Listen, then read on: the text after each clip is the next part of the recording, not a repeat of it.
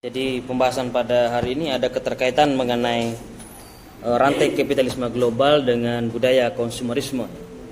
Maka pada saat ini kita semakin sulit membedakan yang mana itu kebutuhan dan mana itu keinginan, gitu ya.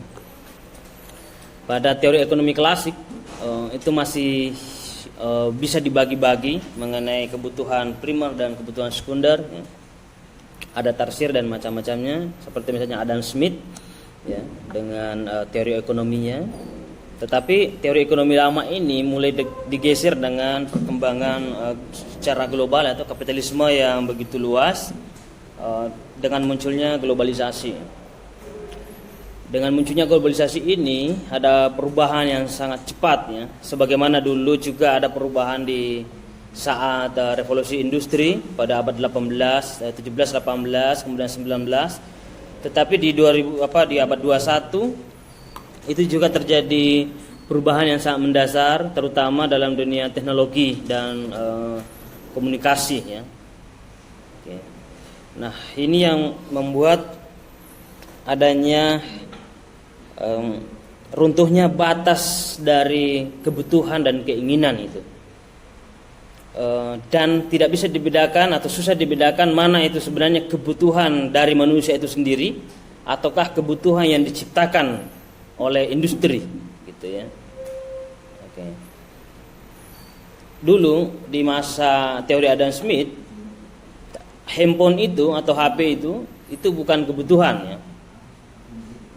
Nah, itu hanyalah pelengkap bagi kehidupan. Tetapi saat ini itu berbeda, gitu ya. Sekarang sudah berbeda. HP saat ini berbeda. Mengapa begitu? Karena industri yang membuat menjadi kebutuhan.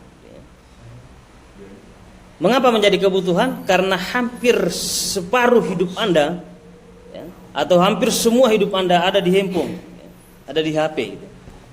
Anda mau transaksi menggunakan HP, misalnya.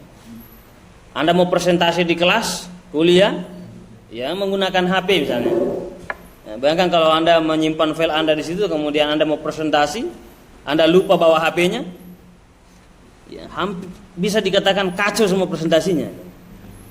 Mengapa begitu? Karena hampir ilmu itu Anda letakkan di HP, bukan di pikiran, gitu ya. Gitu ya. Jadi kalau tidak membaca, itu seakan-akan ilmu itu tuh tidak mengalir, gitu ya. Tidak ada. Nah, inilah salah satu dampak dari digitalisasi, ya. Menyimpan file, ya. Dulu ketika awal berkembang komputer, ya, yang sangat besar sekali, hanya menyimpan berapa file. Sekarang dengan fisik yang sangat kecil sekali itu bisa menyimpan banyak file, dan itu merupakan suatu kebutuhan. Nah, itu kesempatan yang diciptakan oleh kaum kapitalis tuh, yang industri tadi. Ya. Nah, dulu kan terpisah antara Microsoft Word dengan komunikasi, itu berbeda sebenarnya, ya. Terpisah dulu antara HP dengan laptop, karena laptop itu biasa utamanya untuk menulis, ya, mengetik. Saat ini menyatu itu dengan kecanggihan teknologi tadi, ya, ada penyatuan aplikasi. Jadi berapa pemilih dari misalnya Facebook, pemilih dari YouTube, itu menyatu di dalam satu genggang yang sangat kecil sekali. Itu satu inovasi dari manusia yang luar biasa, ya. Itu kita harus terima. Tetapi justru itu menjadi kita mengalami ketergantungan. Maka Karl Marx mengatakan bahwa setiap benda-benda juga memiliki jiwa yang berkaitan dengan manusia. Kadang-kadang komoditas atau barang itu membuat seseorang mengalami ketergantungan. Produk-produk yang diciptakan. Nah, disinilah lahan yang digunakan, arena yang digunakan oleh kaum kapitalis bagaimana menciptakan kebutuhan-kebutuhan baru dengan melalui iklan, ya, dengan menggunakan media, gitu, dengan menggunakan apa saja, maka budaya itu diciptakan ya oleh budaya asing, itu bisa saja menggeser budaya lokal, dan itu sudah banyak terjadi ya. Di tahun-tahun sebelumnya kalau tidak bergaya dengan barat, misalnya gaya barat, itu dianggap ketinggalan. Itu kan merupakan produk budaya ya, produk budaya yang masuk ke negara kita. Saat ini juga begitu ya. Ada perkembangan apa misalnya di negara-negara maju, itu kadang-kadang mengikuti di Indonesia itu ya, menjadi lahan untuk menjadi konsumtif ya. Indonesia termasuk negara yang paling banyak menggunakan atau mengkonsumsi barang-barang dari produksi industri ya, terutama dari luar negeri. Mengapa begitu? Karena perkembangan teknologi kita di Indonesia belum begitu berkembang ya. Kemudian pemerintah kurang mengapresiasi daya inovasi dan kreativitas anak bangsa. Hampir generasi-generasi hebat di negeri ini itu biasanya dipekerjakan di negara-negara luar itu. Ya. Kita memiliki profesor di Jepang, tapi dari Indonesia, yang yang menemukan bahwa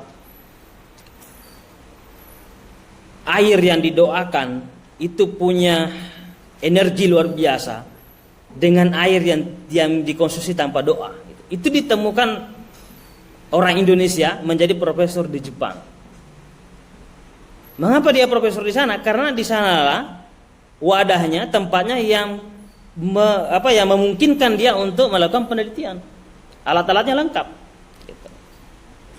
B.J. Habibie, kita memiliki aset yang luar biasa ya, yang bisa memproduksi pesawat terbang yang patentnya sebegitu banyaknya ya, kreatifnya, tapi apa?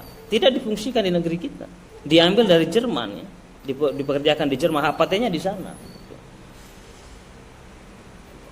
Jadi kita memiliki banyak orang-orang kreatif di negeri ini, tapi tidak ditopang ya oleh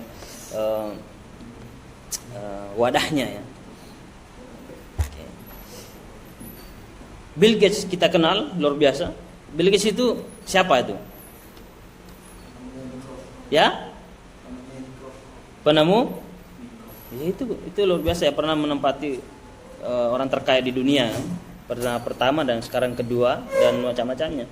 Penemu aplikasi itu. Oke. Kalau di Indonesia dia tumbuh, tidak mungkin jadi orang hebat begitu. Enggak mungkin ya. Karena sarana untuk menjadi orang hebat seperti itu tidak memungkinkan. Tidak ada. Ya tuh. Bisa saja Bill Gates di Indonesia itu banyak sebenarnya potensi seperti itu, tapi tidak didukung oleh kelengkapan alat-alat. Nah, ini yang mengapa begitu? Itu bisa juga disebabkan karena intervensi asing. Bisa. Indonesia sebagai negara berkembang dihalangi langkahnya untuk menjadi negara maju dengan berbagai macam. Ada ketergantungan ekonomi, ketergantungan pinjaman modal asing. Itu semua rantai kapitalisme global. Kita paham bahwa krisis 98 bukan murni itu adalah kesalahan misalnya ekonomi di Indonesia, tapi itu diciptakan oleh elit-elit global. Ya. Itu diciptakan. Direkayasa sedemikian rupa bagaimana proyek Habibie ya, mengenai dirgantara pesawat terbang, bagaimana bisa dia gagal. Maka diciptakanlah krisis ekonomi. Krisis ekonomi ini menyebabkan keuangan negara Indonesia harus dimaksimalkan untuk kebutuhan masyarakat yang sedang pada saat itu mengalami krisis. Maka tercapailah keinginan oleh rantai kapitalisme global tadi bahwa pasti gulung tikar ini terbengkalai proyek dari wakil presiden di Indonesia. Jadi ketika melihat satu kegagalan seperti ini, kita harus melihat sebagai suatu mata rantai ya, yang tidak terpisah. Mengapa begitu? Kita mengalami ketergantungan. Okay. Kita Bapak memiliki utang yang banyak sekali, terutama di masa Presiden Soeharto, dan itu punya dampak ya, Okay. Kemudian 2016 itu kita masuk sebagai masyarakat ekonomi ASEAN. Sudah ditandatangani oleh Presiden Joko Widodo, ada 10 negara yang masuk dalam perjanjian ekonomi ASEAN itu, atau disebut sebagai MEA, ya, masyarakat ekonomi ASEAN. Nah, ada dampak positif dan dampak negatif dari itu. Yang pertama, melancarkan ekspor. Ya, kita barang-barang di Indonesia itu bisa mengekspor. Yang kedua, bisa meningkatkan SDM, ya. Bisa meningkatkan SDM orang Indonesia dengan cara dituntut untuk menjadi orang yang inovatif. Tetapi ada dampak yang sangat negatif itu seperti persaingan lapangan kerja. Dengan adanya perjanjian MIA tadi, maka orang-orang asing itu bebas masuk ke negara kita bekerja. Maka ketika pemberitaan beberapa tahun lalu sampai saat ini bahwa tenaga asing begitu banyak menyerbu Indonesia itu, ya, mulai dari pekerja-pekerja yang tingkat tinggi sampai ke pekerja-pekerja fisik itu banyak didatangkan dari asing. Itu kan salah satu dampak yang cukup buruk bagi persaingan dalam lokal. Nah, pertanyaannya adalah apakah orang Indonesia mampu bersaing di negara mereka? Nah, gitu. Seperti misalnya dia bekerja di Cina, seperti bekerja di Jepang. Nah, di sini menjadi dilema, ya, masyarakat ekonomi ASEAN itu. Di sisi lain itu memudahkan tenaga kerja asing itu masuk ke negara kita, berarti kita harus bersaing dengan orang-orang asing tadi. Kemudian produk lokal terancam. Kenapa? Karena produk dalam negeri bersaing ketat dengan produk luar negeri yang berkualitas tinggi. Ya, produk dalam negeri kita itu bisa terancam karena memang persaingannya sangat ketat dengan produk-produk luar, gitu, ya. Kemudian barang-barang yang masuk ke negara kita maupun Indonesia masuk ke negara lain, misalnya dia mengekspor, itu biayanya murah, bahkan bisa digratiskan dan cepat sampai, di bea cukai tidak ditahan. Dan negara lain juga begitu. Negara lain itu bebas mengekspor ke negara kita apa saja yang bisa diekspor dan dengan biaya murah, maka itu kita bisa kalah saing, gitu, ya. Karena mengapa? Kita mau memproduksi Indonesia, yang pertama SDM-nya masih belum begitu tinggi seperti negara maju. Yang kedua, teknologi yang diciptakan negara maju itu juga kita harus beli dulu. Maka produksinya di Indonesia itu bisa lebih mahal dibanding ekspor mereka ke Indonesia, gitu, ya. Maka mengapa banyak orang yang lebih memilih barang-barang ekspor dari barang-barang impor, karena itu tadi biayanya harganya murah dan berkualitas, gitu. Coba Anda bandingkan HP Cina dengan HP buatan Indonesia, gitu misalnya, ya. Atau laptop Cina, laptop Jepang, Cina dengan laptop buatan Indonesia, gitu, ya. Di sini Anda yang tahu merek laptop yang dibuat Indonesia, gitu. Itu kan aneh, ya. Iya, gimana? Tapi kalau ada kasus yang di bea cukai yang akhir-akhir ini ada yang pertama itu ada kolektor mainan, itu ada salah satu barang yang itu emang benar-benar rare, gitu, Pak. Akan tetapi pada saat di bea cukai itu hilang. Terus ada yang satunya lagi beli barang itu ongkos bea cukainya malah lebih mahal dari harga barangnya. Iya. Oke, ada memang seperti itu, ya, kasus untuk memperketat, ya, memperketat. Sebenarnya harus begitu, ya. Begini, mestinya barang-barang yang masuk dari luar negeri itu memang dari bea cukai harus diatur, ya. Harus ada pajak yang tinggi, gitu, ya, supaya ada pendapatan negara yang lumayan itu. Jangan semuanya diserahkan kepada masyarakat, semuanya dipotong, ya. Orang gajian aja itu pada mengeluh sekarang, sekian macam model potong, ada 5%, 2%, macam-macamnya, ya, dari gajinya setiap bulan tuh, ya. Bertambah terus. Kenapa? Untuk pendapatan negara. Nah, banyak kan barang-barang impor, tetapi kurang masuk dalam pendapatan negara karena kenapa? Nggak diatur, kurang diatur tadi, ya. Nah, kalau yang dimahalin tadi itu supaya banyak pemasukan di negara kita, dan membatasi produk luar negeri. Jadi kalau sangat mahal itu biayanya sampai ke Indonesia, itu kan mikir-mikir. Nah, tapi kalau sangat mudah dan gampang dan cepat, itu pasti diserbu terus Indonesia itu. Negara mana saja yang lemah ya aturannya, atau kayak membuat kebijakan itu bisa diatur bisa diatur oleh negara-negara yang tadi yang mau mengekspor, maka pasti akan lebih mudah masuk ke Indonesia. Itu ya. Itu. Untungnya mereka banyak, maka itu terus memproduksi. Nah, untuk apa mereka memproduksi barang yang begitu banyak kalau tidak yang membeli? Nah, maka dibuatlah disinilah industri main kreatif gitu ya. Berbagai macam iklan, berbagai macam inovasi, gaya baru dan modelnya yang bisa mempengaruhi masyarakat supaya bisa membeli itu barangnya. Karena kalau tidak laku-laku, maka mereka juga akan rugi. Oke. Misalnya minuman bersoda, minuman berkemasan, itu sebenarnya Anda tidak butuh. Kan minum air putih cukup. Tapi kan dibuat sebagai hidup. Apapun minuman, apapun makanannya, minumannya ini misalnya, itu kan satu pola pikir yang masuk dalam diri kita itu ya. Masa pergi berduaan sama temannya minumnya cuma air putih gitu kan? Itu merasa apa ya?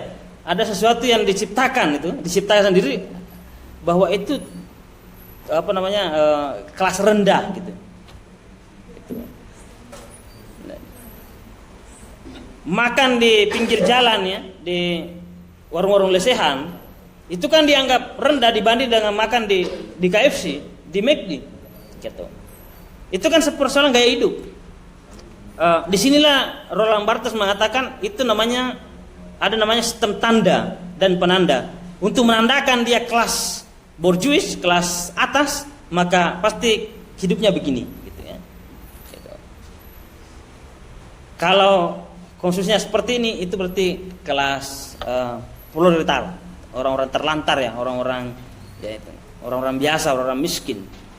Nah, ini kan dibuat ya, ada stratifikasi sosial dalam pendekatan sosiologi itu dibuat hierarki begitu. Nah, dari mana pola itu? Itu kan diciptakan oleh industri. Gitu. Gaya hidup itu. Meskipun ya sekarang kata teman saya di Makassar, saat ini banyak orang yang lebih baik dia ngontrak rumah, yang penting punya mobil dulu, nah, gitu. Meskipun dia susah payah bayar rumahnya, yang penting kan dia gaya hidup dulu. Gitu. Karena kenapa? Dia ingin dilihat dari orang-orang lain bahwa dia sudah sukses. Gitu. Maka kesuksesan itu dipandang dengan itu tadi punya mobil. Gitu. Masyarakat yang punya sawah sekian puluhan hektar di kampung, kalau tidak punya mobil itu dianggap tidak kaya. Ini kan aneh. Padahal harga tanahnya mereka jauh sekian kali lipat harganya dibanding dengan satu mobil. Tapi kan ini yang merubah cara berpikir kita bahwa mengendarai mobil inilah adalah disebut sebagai orang-orang mewah, orang-orang hebat atau orang-orang yang sukses. Meskipun itu susah payah untuk bayarnya. Maka kemarin saya baca-baca di HP ada yang mengatakan begini, beli motor untuk bekerja ya, dan bekerja untuk membayar motor, gitu ya. Nah, gitu ya. Beli mobil untuk bekerja dan kita bekerja keras untuk membayar itu. Ya.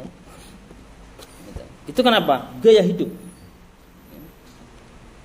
Belum waktunya dia harus punya mobil, dia membeli mobil. Bahkan ada yang garasi rumahnya nggak ada, beli mobil. Kenapa? Karena gaya hidup. Dipakainya sekali 1 bulan. Jadi sebenarnya dia nggak butuh. Nah, di sini kita harus membedakan mana kebutuhan, mana yang keinginan, mana hasrat itu untuk memiliki. Gitu. Itu harus dibedakan betul-betul supaya untuk mengurangi minimal lah kita punya kesadaran atau pola pikir yang berbeda dari yang lainnya gitu ya. Tidak apa-apa pandangan orang kepada kita bahwa kuno ya, ketinggalan ya. Tetapi kita kuat pada prinsip itu ya, bahwa ada nilai manfaat yang kita junjung tinggi dalam satu komoditas, satu barang gitu. Nah, di sini juga ada banyak ahli bahwa pada saat ini telah runtuh namanya nilai guna, nilai fungsi. Misalnya keluaran HP 2021 2022 itu bisa saja ada orang yang setiap tahun itu harus ganti HP, bahkan setiap bulan. Kenapa? Karena ada selalu versi-versinya terbaru. Bahkan orang tuanya pun yang tidak sanggup untuk membeli, dia paksa. Mengapa begitu? Karena dia terpengaruh terhadap itu tadi, ya, kepada industri tadi, ya. Dia terpengaruh bahwa mengikuti merek ini dan tipe ini, itulah yang dianggap keren. Nah, disinilah disebut sebagai runtuhnya nilai guna. Padahal fungsinya keluaran 2020, 2001, 2002 itu sama saja fungsinya dengan 2024. Tetapi hanya beda tipe dan macamnya, itu kita harus merubah itu. Kita harus memaksakan diri untuk membeli sesuatu yang baru, padahal yang lama masih bagus. Itulah disebut sebagai runtuhnya nilai guna terhadap satu barang. Gitu ya. Nah, disitulah kesempatan kaum kapitalis untuk meraup keuntungan yang sangat banyak. Gitu ya. Oke. Karena kita sendiri yang salah dalam konsumtif. Kita kurang pemahaman dalam konsumtif. Ya. Dan kita terlalu larut terhadap perkembangan, ya. Oke. Itu yang tambahan pada hari ini.